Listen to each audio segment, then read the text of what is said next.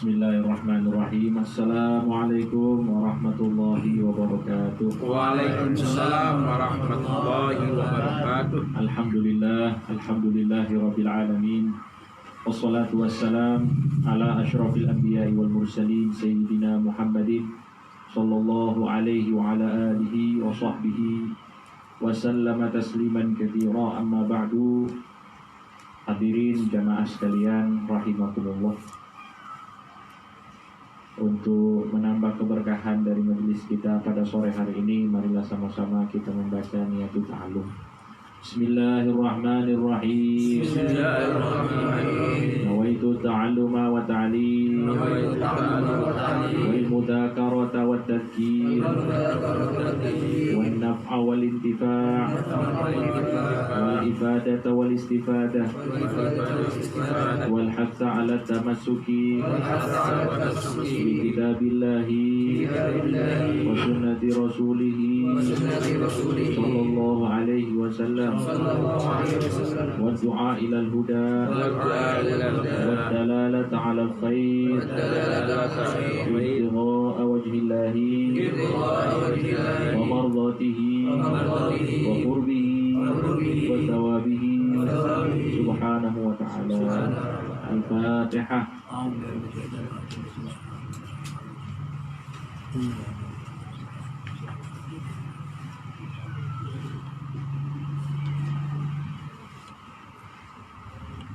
Bismillahirrahmanirrahim. Alhamdulillahirabbil alamin. Allahumma shalli wa sallim ala sayyidina Muhammadin wa ala ali sayyidina Muhammad. Qala muallif Al-Habib Zain bin Ibrahim Smith fi kitabih Al-Manhaj As-Sawi hafizahullah wa ra'ah wa nafa'ana bihi wa bi ulumuhi wa bi ulumi sayyidil salihin fi dharin amin.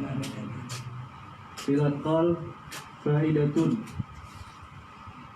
Qala sayyidina al-imam Ahmad bin Zain al-Habsyi nafa'allahu bihi ينبغي لسالك طريق الآخرة أن يتتبع الفوائد حيث كانت عند أهل وغير أهل ويستمد من كل أحد كائنا من كان عالما كان أو عاميا فرب خلق جميل يجده في بعض العوام ولا يجده عند غيره ولا هو في نفسه ومن شأن الصادق أن يأخذ من جليسه كل مليح يراه فيه من قول أو فعل ويترك ما يستكبره منه وإذا أخذ الفائدة التي يجدها عنده فما عليه مما هو فيه من الفساد والإعوجاج. انتهى من قرة العين.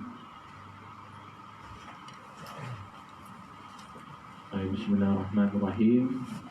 Sini pembahasan masih sama ya, seputar bekal seorang penuntut ilmu ataupun seorang guru, bagaimana mereka bersikap. Di sini ada nukilan dari Habib Ahmad bin Zain al-Habsyi yang sudah kita ketahui beliau adalah murid dari Habib Abdullah bin Alawil Haddad, murid setia 40 tahun membersamai Habib Abdullah. Beliau berkata, bagi orang yang menyusuri jalan menuju Allah, dalam hal ini yang sering ngaji, yang sering majlisan, lebih spesifik lagi para santri, an yatataba'al fawaid, untuk mencari faedah-faedah. Ya, faedah-faedah di sini faedah ilmu, faedah amal, faedah akhlak dan lain sebagainya. Haitsu kanat inda ahlin wa ghairi ahlin, dimanapun faedah itu berada, baik dari orang yang memang ahlinya, dari ulama misalnya, dari orang-orang soleh, atau selain mereka, atau yang bukan ahlinya. Wa yastamidda min kulli ahadin kainan man kana.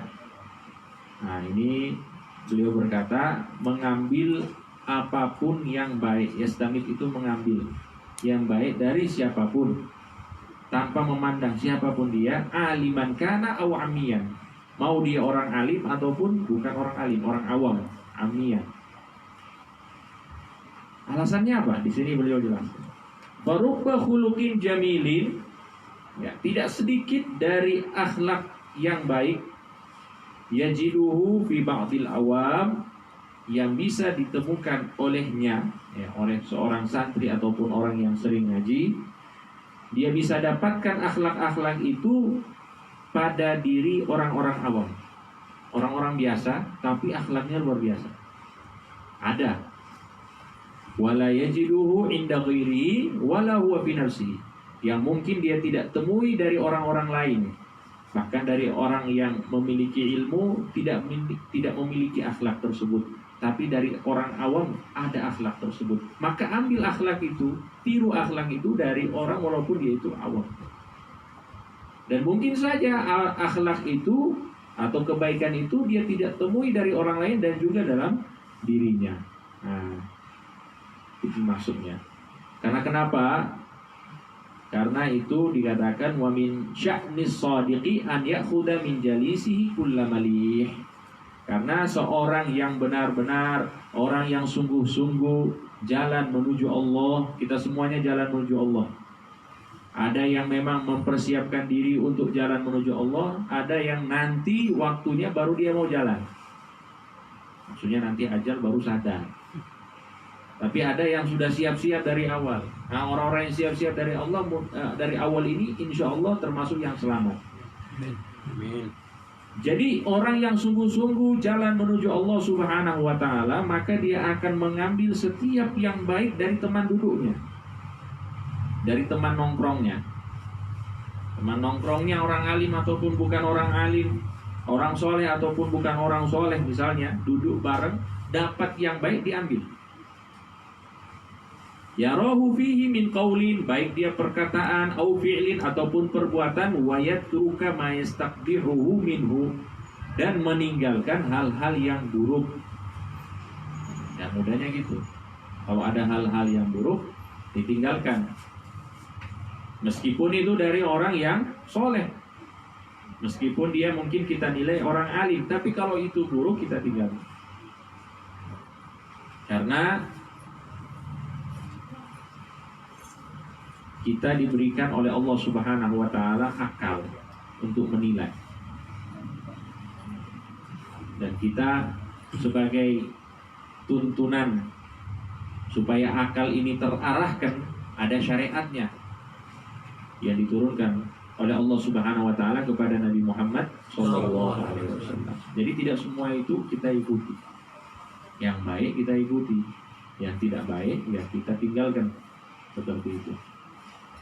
Ya kecuali itu Nabi semuanya diikuti. Walaupun ada juga kasus-kasus yang tidak boleh kita ikuti, termasuk keistimewaan para nabi. Seperti Nabi Muhammad SAW, beliau itu bisa nikah lebih dari 4. Nah, kita kan umat Nabi, berarti kita ikut Nabi. Jangan. Ini keistimewaan Nabi.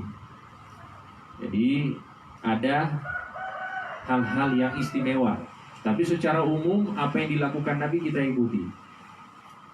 Dan tidak ada yang buruk dari Nabi Muhammad SAW. Adapun kita umatnya ini ya campur aduk. Ada yang baik, ada yang buruk. Yang baik kita ambil dari siapapun dia, yang buruk kita tinggalkan. Wa idza akhadha al-fa'idata allati yajiduha 'indahu fama 'alaihi mimma huwa fihi minal fasadi wal i'wijaj. Ya kalau dia misalnya sudah mengambil faedah dan sudah mendapatkan, maka dia tidak memiliki kewajiban dari penilaian hal-hal yang buruk ataupun yang rusak. Fasad itu rusak, i'wijaj itu penyelewengan kalau bahasa kita, i'wijaj.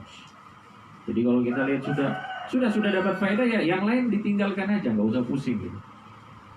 Tapi sekali lagi karena kita ini belajarnya tasawuf, dan tasawuf itu tujuannya untuk membersihkan hati, jangan jadikan ini sebagai bahan penilaian kita kepada orang lain. Bahkan ini kan secara tidak langsung mengajari kita, orang yang kita nilai rendah sekalipun, orang awam ataupun orang yang bukan soleh, kalau ada faedah yang bisa kita ambil, kita ambil. Itu pengajaran secara tidak langsung. Jangan juga misalnya ada orang soleh melakukan keburukan satu aja atau beberapa, langsung kita vonis dari banyak kebaikan yang dia miliki, bahwa dia ini adalah orang buruk, atau misalnya orang alim dan lain sebagainya. Intinya kita di sini belajar bagaimana kita, kalau bahasa Jawanya, noto urip, Mata hati. noto hati, noto hati ya, ditoto hatinya. Itu tujuannya, bukan untuk orang lain tapi untuk diri kita, supaya kita menjadi lebih baik. Monggo.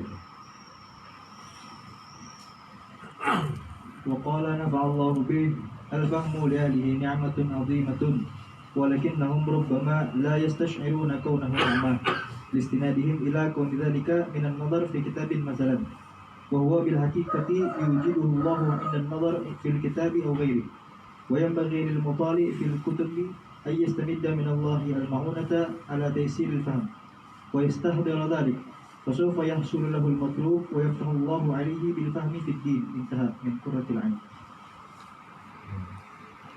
Nah, ini juga masih kalamnya Habib Ahmad bin Zain al-Habsyi. Beliau berkata bahwa pemahaman yang kita miliki itu adalah nikmat dari Allah. Artinya tidak semua orang itu diberikan pemahaman, karena nikmat itu diberikan oleh Allah beda-beda, ada yang lebih, ada yang kurang dan lain sebagainya. Jadi ketika kita diberikan pemahaman oleh Allah Subhanahu wa taala atas ilmu, misalnya yang kita dengarkan kita paham, yang kita baca kita paham, maka itu nikmatun azimah, adalah nikmat yang agung, yang besar. Walakinnahum rubbama la yastash'iruna kaunahu ni'mah. Cuma ya kadang-kadang kita itu enggak merasa bahwa itu nikmat. Ya, betapa banyak orang itu baca berkali-kali, hadir majlis berkali-kali, tapi kok gak paham-paham. Kita sekali langsung paham. Nah, jadi pemahaman harus kita tanamkan di dalam hati, bahwa pemahaman terhadap apapun itu, termasuk ilmu-ilmu yang diajarkan oleh para ulama kita ini, adalah nikmat dari Allah Subhanahu wa taala. Listinadihim ila kauni dzalika minan nadhar fi kitabin mathalan. Ini kenapa mereka seperti itu? Kenapa orang-orang itu tidak menyadari tentang nikmat pemahaman ini? Karena tidak sedikit dari mereka melihat bahwa mereka itu bersandar terhadap sebuah kegiatan, misalnya membaca. Jadi dengan membaca itu maka akan muncul pemahaman. Padahal tidak selalu seperti itu. Karena kenapa? Karena pada hakikatnya pemahaman itu yujiduhullah inda nazar fil kitabi aw ghairihi. Karena pemahaman yang kita miliki itu bisa Allah berikan melalui perantara kita baca dari kitab, dari buku, atau dari yang lain. Nah, gitu. Nah, seperti itu seperti yang saya sampaikan tadi, ya, betapa banyak orang itu baca berkali-kali tapi kok nggak paham-paham. Tapi sekali penjelasan dari orang, oh begini ya. Intinya itu adalah nikmatul ijad, nikmat yang Allah Subhanahu wa taala berikan, nikmat pemberian dari Allah Subhanahu wa taala. Dikatakan wayam bagi lil mutali'. Nah, dan seyogianya seorang yang membaca fil kutub, di dalam kitab-kitab ataupun di dalam broadcast yang dikirimkan, kita kan zaman now sekarang, an yastamidda minallahil ma'unah. Nah, setiap kali membaca ilmu itu memohon dari Allah pertolongan ala taisiril paham, supaya mudah paham. Jadi misalnya kita mau baca apa, bab sholat, minta dari Allah bantuan, ya Allah permudahlah aku untuk memahami apa yang aku baca ini. Ya Allah kuatkanlah kedua mata ini supaya tidak ngantuk. Biasanya masalah juga ya, masalah selanjutnya itu ngantuk biasanya. Lagi fokus baca ngantuk, subhanallah, setan di mana-mana. Nah, maka apapun yang kita lakukan ya, termasuk ketika kita belajar, hadir majelis, ini kita hadirkan Allah. Kita minta dari Allah Subhanahu wa taala ma'unah, pertolongan, agar Di sini contohnya supaya kita mudah untuk memahami, wa yastahdira dzalika, dan selalu menghadirkan hal ini, yaitu thalabul ma'unah, meminta bantuan dari Allah Subhanahu wa taala. Fasawfa yahsulu lahul matlub, maka yang dia inginkan insyaallah dia dapat. Hadir pengajian, saya ingin dapat ilmu yang manfaat, insyaallah kalau dia minta dari Allah dengan sungguh-sungguh dia akan dapat. Yang penting ada kesungguhan untuk memohon pertolongan dari Allah Subhanahu wa taala. Wa yaftahu alaihi bil fahmi fiddin, dan tidak menutup kemungkinan juga dia akan dibukakan pemahaman agama untuk dirinya. Dan orang kalau sudah istilahnya fatah atau futuh itu lebih mudah lagi. Jadi istilahnya kan kita ini, otak kita ini atau hati kita ini kan masih terkunci. Ketika masih mau awal-awal ngaji itu memahami sulit, tapi kalau Allah sudah buka akan mudah masuk. Termasuk madad, termasuk pemberian dari Allah Subhanahu wa taala itu mudah masuk. Itu namanya fatah. Tapi kalau masih muglak, masih nutup, apapun yang dijelaskan sulit untuk masuk. Itu maksudnya fatah. Fatah itu jangan melulu wah dia karomah dan lain sebagainya. Wah insyaallah futuh. Kita sering dengar istilah ini kan. Insyaallah ente futuh. Futuh itu jangan artikan sudah mengetahui segala isi langit dan bumi, bukan. Ya futuh itu ya kita itu bisa memahami dengan mudah, itu sudah futuh. Memahami agama, bisa menalar sebuah permasalahan, itu adalah futuh juga. Ketika kita dihadapkan sebuah permasalahan agama, kita bisa istilahnya mencari solusi, itu juga futuh dari Allah Subhanahu wa taala, sebagaimana beliau Nabi Muhammad SAW mendoakan sepupunya Sayyiduna Abdullah bin Abbas, Allahumma faqihu fiddin wa 'allimhu ta'wil.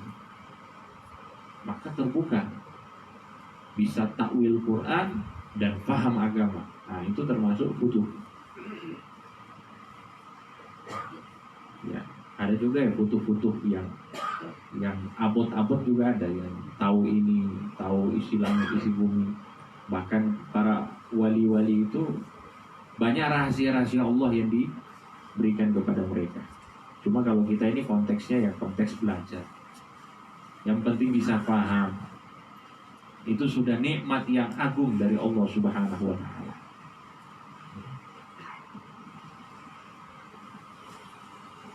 Faidatun qala sayyiduna al-imam Ahmad bin Hasan al-Attas nafa'allahu bih.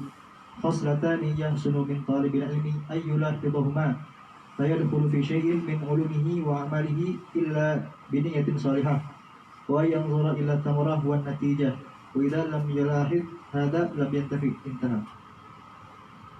وقال رضي الله عنه إذا وقف طالب العلم على فائدة وأراد حفظها وتكييدها ولم تحضر لديه دوات ولا قلم فليكتبها بأصبعه على كفه أو ذراعه.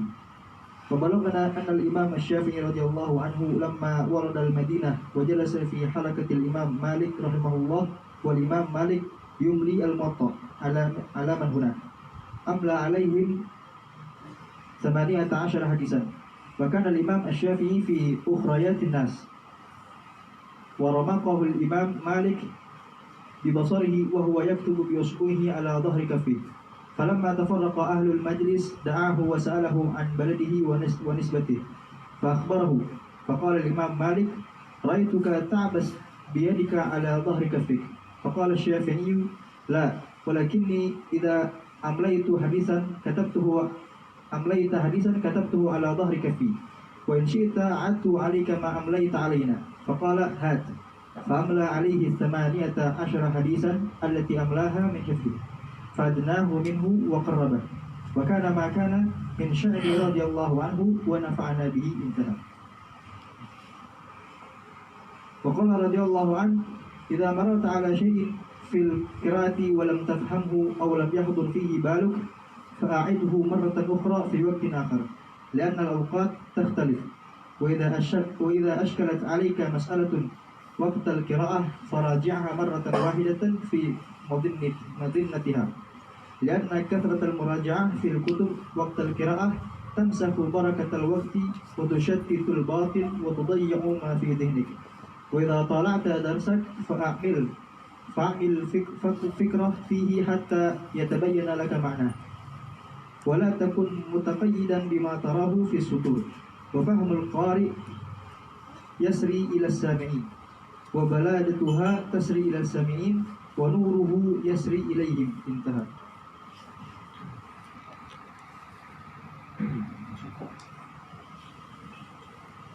Baik, di sini ada kalam dari Habib Ahmad bin Hasan Al-Attas. Beliau ini termasuk belum lama ya, Habib Ahmad bin Hasan Al-Attas, tahun 1200 Hijriah. Beliau berkata, ada dua hal, khoslatani, ada dua hal yang baik bagi seorang penuntut ilmu an yulahidhahuma, untuk diperhatikan. Jadi kita mau ngaji itu ada dua hal yang harus diperhatikan. Apa itu? La yadkhulu fi syai'in min ulumihi wa amalihi illa bi niyatin shalihah. Ketika kita memiliki keinginan untuk ngaji ataupun untuk beramal, ya, karena kan ya tujuan ngaji itu kan amal. Kita kan ngaji banyak-banyak ini untuk beramal. Nah, ketika kita mau ngaji ataupun mau beramal, jangan sekali-kali kita masuk kecuali biniyatin solehah, dengan niat yang baik. Niat solehah artinya niat karena Allah Subhanahu wa ta'ala. Ikhlas, harus benar-benar ikhlas,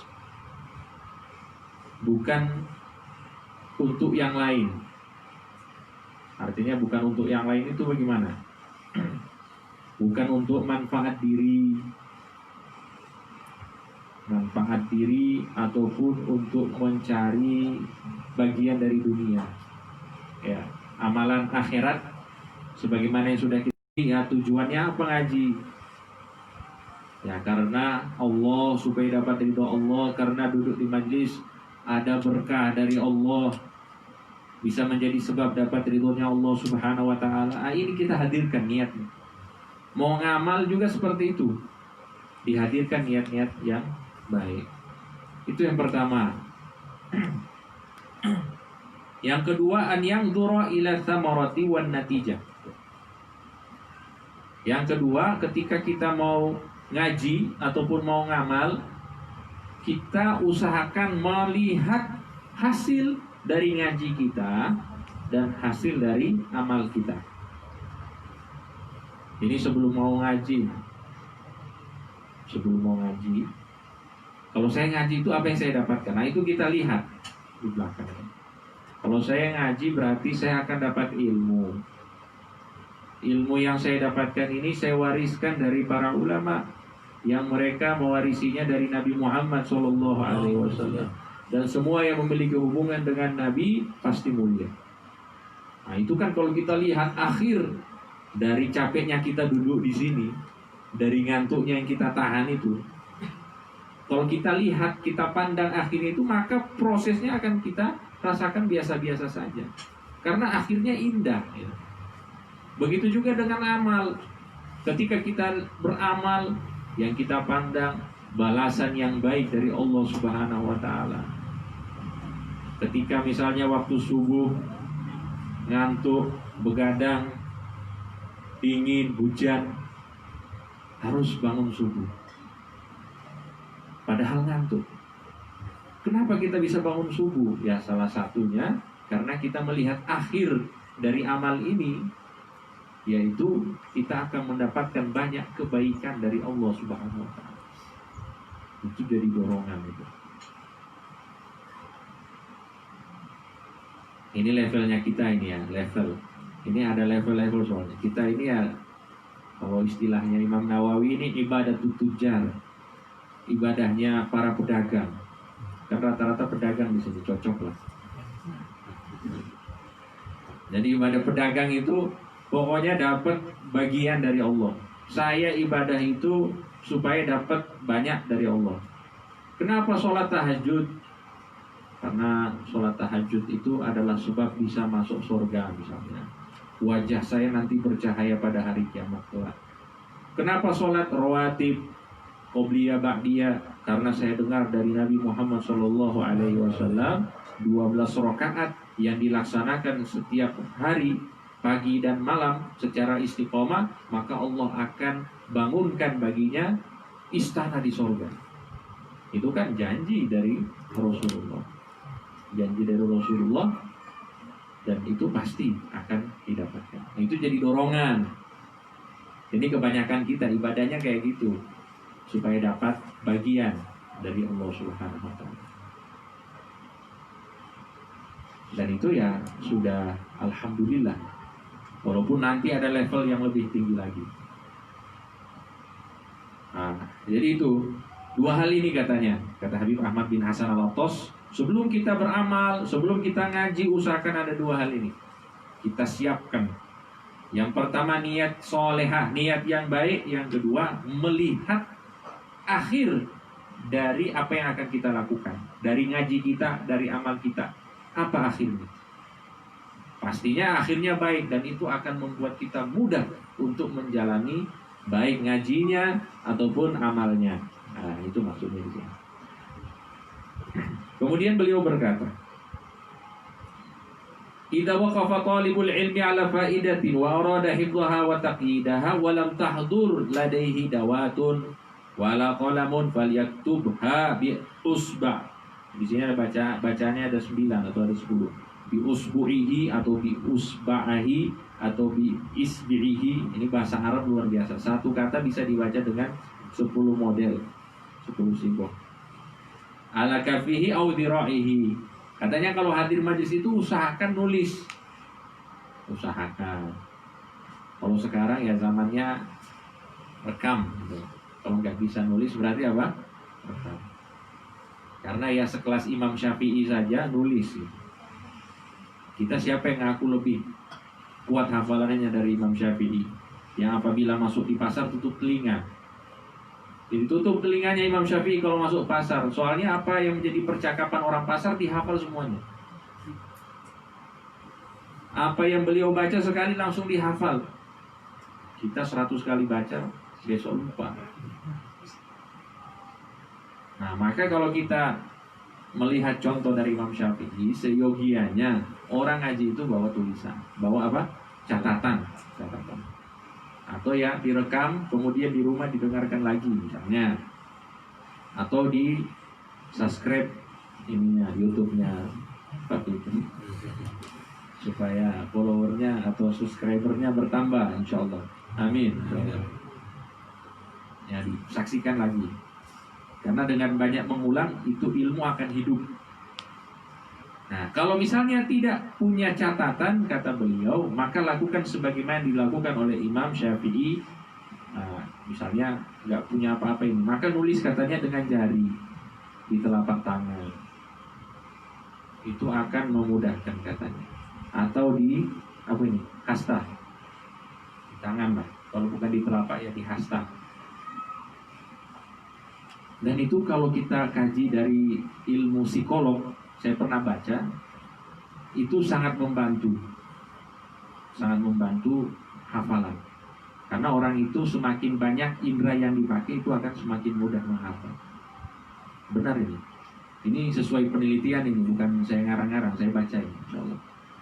Jadi orang itu ada yang audio, ada yang visual, ada yang kinestetik. Kinestetik itu menggunakan anggota tubuhnya untuk menghafal. Nah, yaitu dengan dia lihat, dia dengar, dan dia nulis, maka akan mudah untuk menghafal. Dan itu subhanallah dilakukan oleh Imam Syafi'i. Di sini ada kisah yang sudah kita pernah dengar dulu. Imam Syafi'i saat beliau hijrah dari Palestina. Nah, beliau dari Palestina umur 2 tahun, kemudian pergi ke Makkah. Kemudian di Makkah beliau hijrah ke Madinah untuk menuntut ilmu kepada Imam Malik, guru beliau. Gurunya Imam Syafi'i ini bukan cuma Imam Malik, banyak gurunya. Cuma guru dalam program studi fikih hadis itu dari Imam Malik. Kalau dalam masalah fikih beliau punya guru namanya Khalid bin Muslim Az-Zinji. Kalau dalam masalah tafsir beliau punya guru Atha bin Abi Rabah. Banyak gurunya Imam Syafi'i yang master-master. Nah, tapi Imam Malik ini yang paling terkenal karena apa? Imam mazhab. Nah, jadi Imam Syafi'i datang ke sana, beliau hadir terlambat, hadirnya di belakang majelis. Yang hadir banyak. Ini pada saat beliau di pengajian, Imam Malik itu menyampaikan 18 buah hadis dari hadis-hadisnya Rasulullah SAW. Baca. Imam Syafi'i nulis itu hadis tapi di tangan karena nggak bawa catatan, ditulis. Faromakohu Imam Malik. Imam Malik itu menatap dengan sinis. Ini anak kok hadir majlis anak main-main. Kita ini kalau hadir majlisnya Imam Malik bisa diusir semua. Ada yang ngantuk, ada yang gerak-gerak. Itu nggak boleh dulu. Jangan bayangkan kayak sekarang. Sekarang kita bisa main-main handphone lagi majlis atau lagi ngaji, bisa buka handphone, bisa ngobrol dengan orang. Kalau dulu itu udah diusir dari majlis. Ini orang yang baru datang di belakang jauh, diperhatikan oleh gurunya. Imam Malik diperhatikan. Main-main tangan, kayak dimain-mainkan tangan. Akhir majlis dipanggil. Kenapa kamu? Siapa nama kamu? Nasab kamu dari mana? Siapa? Nasabnya, nama, nasab dari mana ditanya, diinterogasi. Kenapa kamu tadi main-main di belakang? Wah. Apa kata Imam Syafi'i? La walakini idza al-amlaita haditsan katabtuhu ala dhahri kaffi. Jadi setiap kali kamu membacakan hadis, aku menulisnya di dhahri kaffi ini, dhahr. Ini batin, ini zahir. Dhahr, batin, dhahr. Batnu, dhahr. Nulis gini. Saya menulisnya di telapak tangan saya. Wa in syi'ta a'adtu 'alaika ma amlaita 'alaih. Kalau kamu tidak percaya wahai Imam Malik, saya akan baca lagi hadis-hadisnya yang tadi. Jadi beliau itu nulis di tangan langsung dihafal. Kalau kamu tidak percaya, saya akan ulang lagi 18 hadis yang engkau sampaikan tadi. Apa kata Imam Malik? Coba baca. Fa amla 'alaihi 18 hadisan allati amlaha min hifdhihi. Langsung disampaikan ke 18 hadis tersebut dari hafalannya Imam Syafi'i rahimahullahu ta'ala. Fa'adanahu minhu wa qarrabahu. Maka setelah itu beliau menjadi murid spesialnya Imam Malik. Ada satu hal lagi yang spesial dari Imam Syafi'i. Ketika mau minta izin dari Imam Malik, wahai Imam, saya ingin belajar hadis. Nah, tapi Imam Malik ini seperti yang saya sampaikan tadi, beliau program studinya fikih hadis, bukan hadis murni, tapi fikih hadis. Ada yang hadis murni seperti Imam Sufyan bin Uyainah, itu guru dari Imam Syafi'i. Sufyan bin Uyainah itu hadis murni. Tapi hadis murni itu bukan berarti beliau tidak tahu yang lain, beliau tahu yang lain. Cuma itu seperti apa kalau istilah takhusus, spesialisasinya itu. Nah, jadi Imam Syafi'i ini beliau minta izin dari Imam Malik, saya ingin jadi murid. Ini satu kisah yang lain. Kata Imam Malik, kamu kalau ingin jadi murid saya, baca dulu kitab saya, Muwatta namanya. Ini sampai sekarang masih ada kitabnya, tidak terlalu tebal seperti ini. Kitab yang berisi hadis-hadis Nabi dan juga di situ ada penjelasan fikih. Sehingga beliau itu spesialisasi fikih hadis. Kata Imam Malik, baca dulu. Imam Syafi'i bilang, waktu saya perjalanan dari Makkah ke Madinah, buku jenengan ini saya sudah baca dan saya sudah hafal. Bukan cuma baca, bukan disuruh baca, bukan cuma baca, saya sudah hafal. Oh, Masya Allah, kalau gitu jadi murid. Langsung diangkat jadi murid.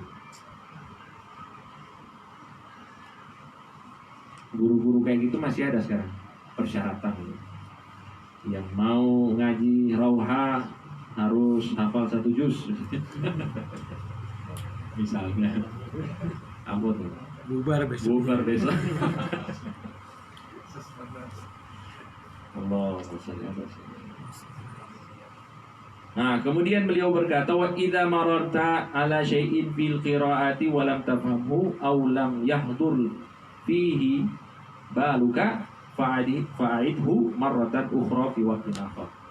Jadi kalau misalnya kita lagi baca nih, ini tips.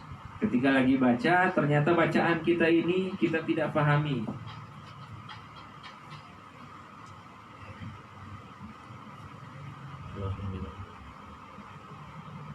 Waalaikumsalam. Ya Gus. Iya. Gus, ini nanti agak-agak gimana ya? Agak setengah jam lagi karena ada pengajian.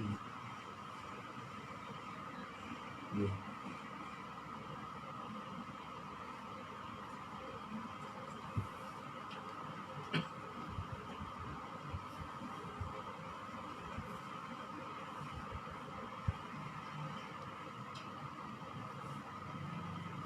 Iya sih. Malam Kamis sana ada ini acara di Klaten.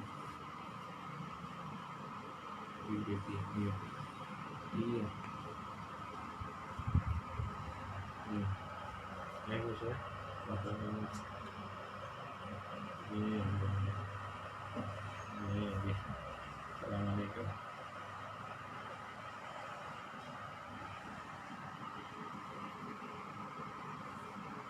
Nah, maaf. Di sini beliau mengatakan ketika kita baca buku misalnya, terus kita tidak paham atau saat baca pikiran kita kemana-mana, nggak fokus. Mungkin karena kita tidak paham, kita belum nyampe pemahamannya, atau pikiran kita kemana-mana.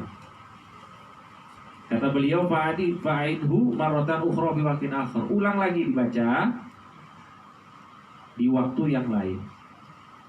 Kenapa? Li'annal awqata takhtalifu, karena waktu-waktu itu beda-beda. Ada waktu yang cocok untuk baca, ada waktu yang cocok untuk istirahat. Jangan waktu istirahat dipakai baca. Biasanya sulit. Nah, termasuk ini waktu asar ini, waktu ba'da asar ini tidak disarankan untuk belajar yang berat-berat. Ba'da asar. Nah, contoh ya, kalau belajar ilmu-ilmu alat seperti nahwu, shorof, ba'da asar. Katanya kalau istiqomah belajar nahwu, shorof ba'da asar, insya Allah nggak lama jadi gila ya. Atau akalnya jadi lemah. Ini ulama yang bilang ya. Karena apa? Karena akal itu tidak mampu saat ba'da asar ya.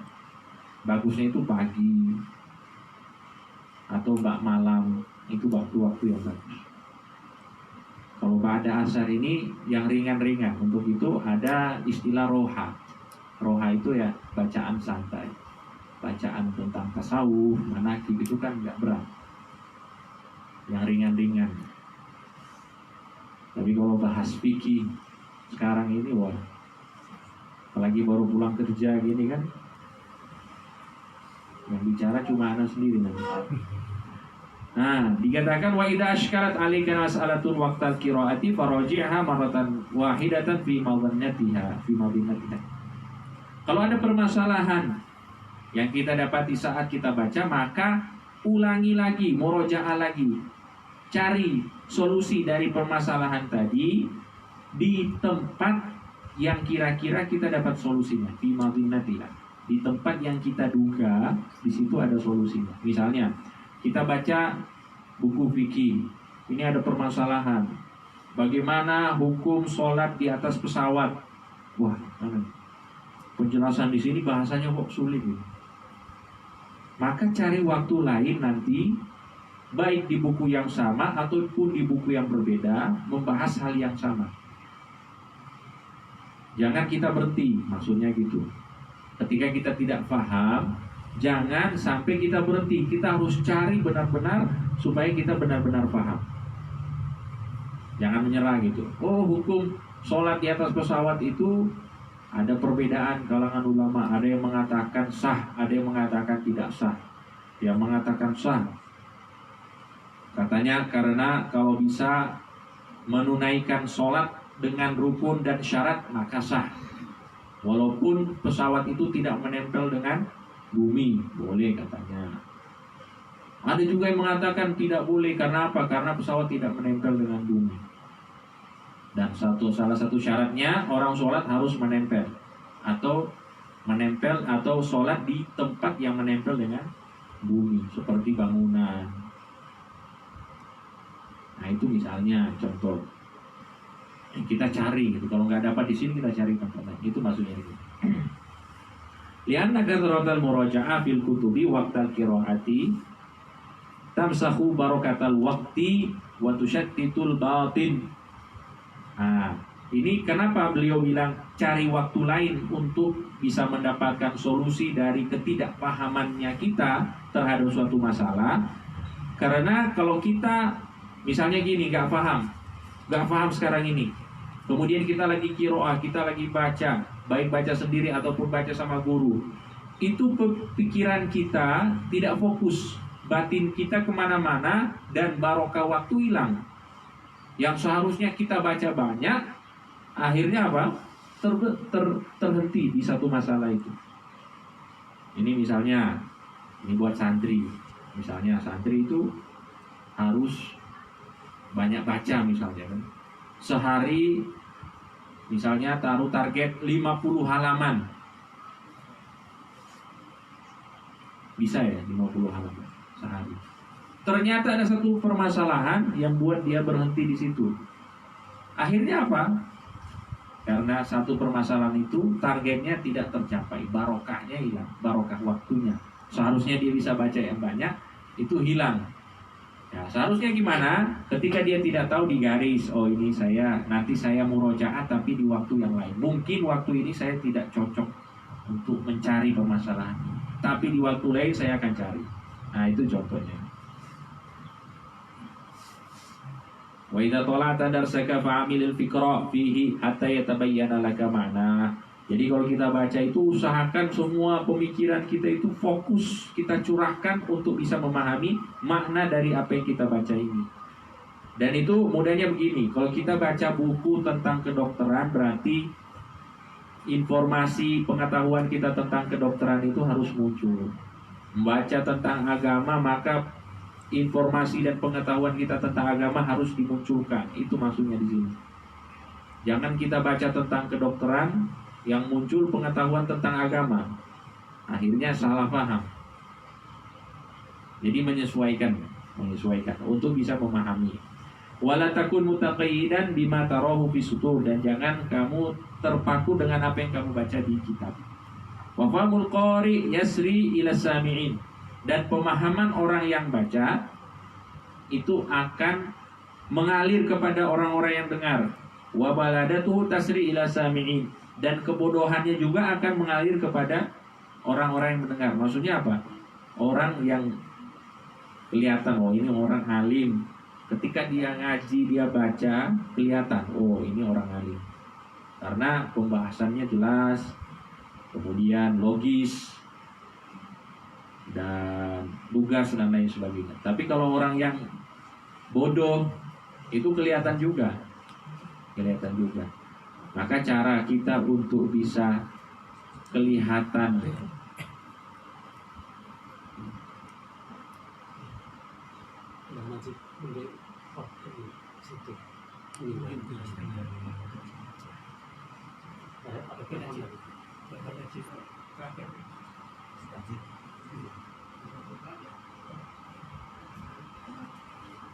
baru kabar dari teman.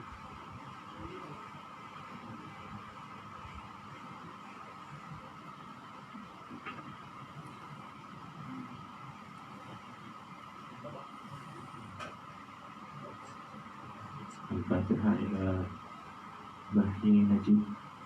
Annallaha yaghfiru lahu wa yarhamuhu wa yu'li darajatihi fil jannah.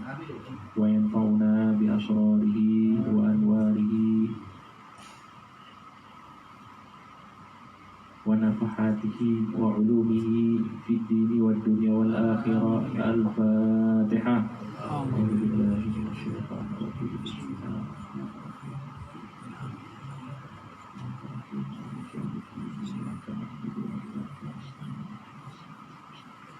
صراط الذين أنعمت عليهم.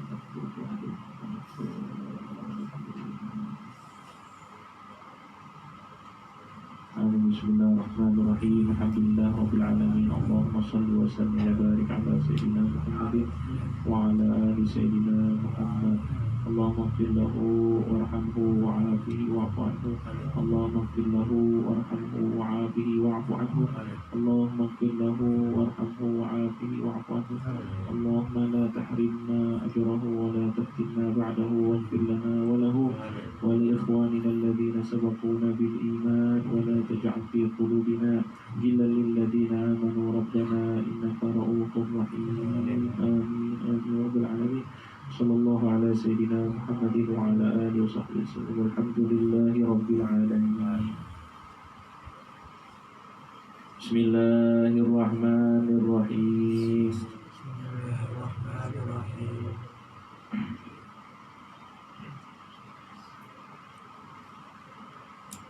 اللهم صل وسلم على سيدنا محمد مفتاح باب رحمة الله، عدد ما في علم الله، صلاة وسلاما دائمين بدوام ملك الله، وعلى آله وصحبه. اللهم اجعل في طاعتك فرحي وسروري، وفي مرضاتك جميع أموري. اللهم يا عالم بحالاتي ومطلع على سرائري ونياتي، اغضي جميع حاجاتي، واغفر ذنوبي وسيئاتي، وتجاوز عن خطيئاتي وزلاتي، وتقبل جميع حسناتي، وسامحني فيما مضى وما يأتي، واكتبني في ديوان ساداتي، واسلك في سبيل نجاتي في حياتي ومماتي. اللهم إني طامع في عطاك، راغب في رضاك، مستسلم لقضاك، فاكتبني من أولياك، واسلك في سبيل هداك، وألحقني بعصبك. صلى الله على سيدنا محمد وعلى آله وسلم، والحمد لله رب العالمين. سبحانك اللهم وبحمدك، أشهد أن لا إله إلا أنت، أستغفرك وأتوب إليك. Disebutkan dalam sebuah hadis bahwa kematian seorang alim, seorang yang dekat dengan Allah Subhanahu wa taala itu lebih berat di sisi Allah Subhanahu wa taala dan berbagi kita ketimbang meninggalnya satu kampung. Maka kita meminta dari Allah Subhanahu wa taala, mudah-mudahan Allah Subhanahu wa taala merahmati beliau, mengampuni segala dosa beliau, dan memberikan pengganti-pengganti para ulama, para sholihin untuk kita semuanya. Amin amin ya rabbal alamin. Al-Fatihah.